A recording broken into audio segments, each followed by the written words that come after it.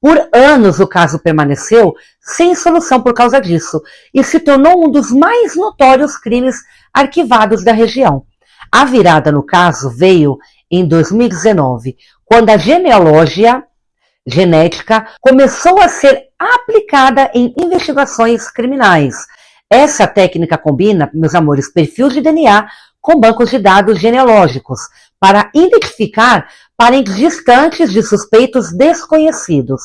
Investigadores submeteram o DNA encontrado na cena do crime a um banco de dados público. A SESC não só analisou a amostra, como também pesquisou padrões de imigração na região onde o crime ocorreu. Após a análise do DNA, ela determinou que o culpado tinha ancestrais em uma cidade específica lá na Itália. SESC foi atrás de 2.300 moradores com antecedências italianas na região onde o crime ocorreu, através de registros judiciais, arquivos de jornais e outras fontes. A busca gerou conexões familiares, que eventualmente levaram ao suspeito principal, David Sinapoli.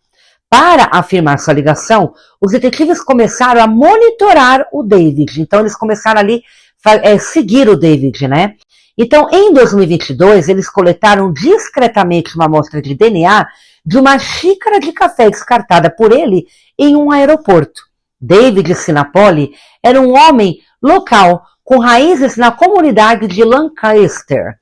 Em 1975, David tinha 28 anos e morava no mesmo condomínio que a Lindy. Ele era conhecido ali pela região, muito conhecido, mas não havia nada que o ligasse diretamente à vítima na época do crime.